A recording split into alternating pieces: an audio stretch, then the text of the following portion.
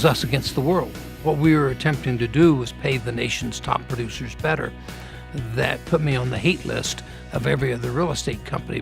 The brokers did not like the idea of making the agents the heroes of the organization. We figured that the agent was doing all the work and taking most of the risk, and yet only getting half of the compensation. High commission split was a big part of what we had going for us in the beginning. The advantage of that was that you would attract the full-time, experienced producers in the business.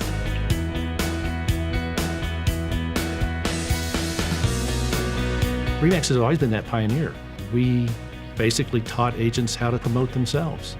It was revolutionary. It was different than the way real estate had ever been done in the past.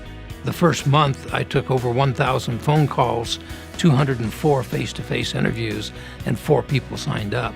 And the whole industry was knocking us and telling us that we were nothing but a bunch of cowboys and yahoos. And we went to the Colorado Association of Realtors convention, and so we passed out red, white, and blue pens, and it said 100% in the center, I up mine, now up yours.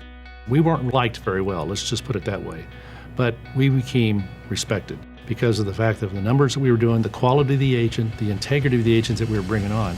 We evolved, and what happened was we coalesced around one image. We had 2 owners of the RE/MAX franchise in Albuquerque, and the Albuquerque Balloon Festival was just taking off. At the same time, the regional owners had a meeting in Chicago, and we looked up at the TV, and there's the RE/MAX balloon. Nobody wanted it as a logo. It was just, isn't that cute, our balloons up in the air? We took a silly little symbol and turned it into this massive icon of what professional real estate is supposed to be about. The early days of the company were fraught with a lot of financial difficulties. We had to sell a franchise in order to make payroll. We had to sell another franchise in order to pay the rent. It was just an absolutely terrible market. In 1980, we lucked out and sold to 2 extraordinary business people, Frank Polsler and Walter Snyder. Of course, we were extremely impressed. They showed us the best of the best, and we thought we could repeat that in Ontario. We thought there was a great opportunity in the marketplace for this type of brand and this type of business model. Dave looked at my financial statement. He said, Frank, you're broke. I said, we'll make it work. They convinced us that they could do the job, and they totally turned the company around. Frank and Walter understood franchising. They fell in love with our concept. They opened the entire European continent for us. And overnight, they revolutionized our company. In 1983, we did our first conference up in Northern Ontario. This guy flew in with his seaplane, and I said, Dave, you want to fly with us? No, he said, Gale, you go. The pilot made a mistake. The plane went into a stall spin, crashed into the trees. Killing the pilot and putting Gale and the other 2 passengers in the hospital for years. Originally, they told Dave that she would be lucky to make it through the night.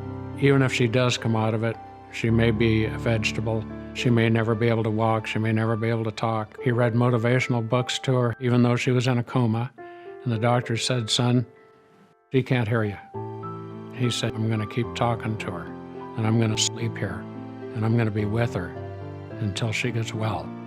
When she finally went into the rehabilitation center after she got out of the coma, they said that her hopes of ever walking were not very good. And she looked at the doctor and she said, I will walk out of here. I can remember her appearing at the convention, this frail, 95-pound, head-shaved wisp of a woman in a wheelchair.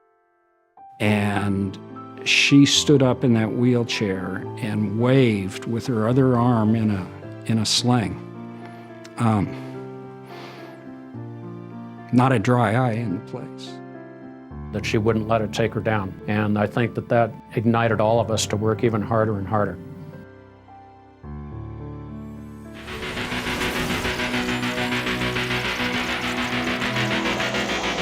By the 90s, we were booming. At our 20th anniversary, we'd reached 30,000 agents. And at that point, we really started to become a factor in the country. The agent number meant market share, meant market presence, meant advertising dollars. the premier best agents in the business, best customer satisfaction, the best brand name awareness, the most market share, the best web presence. All these things are the RE/MAX brand. The 90s were impacted by technology, and RE/MAX was in the forefront of that. We became the first real estate company to have a satellite TV network. We opened the convention at the National Association of Realtors with a huge booth, cameramen interviewing people. We made such a smash hit the first day that by the second day, 30 or 40 of our competitors all had whiteboards up in their booths that said, "We too have national television coming." We had the tools to help make agents and brokers more successful than they had ever been in the past. Our national company, our regional companies, our broker owners. We are all specialists in providing products and services to help top producers become more successful. We are totally devoted to the top producer.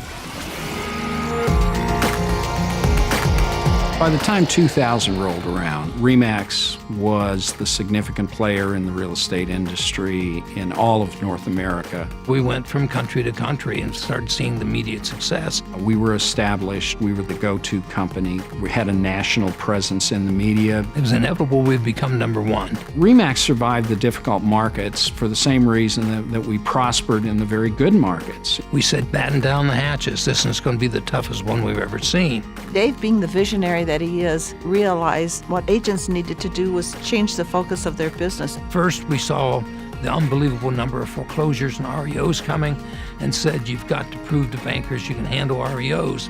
It's going to be the business we have. We started teaching the CDPE course and pushed the short sales. We went to Fannie, Freddie, FDIC, Treasury, and HUD.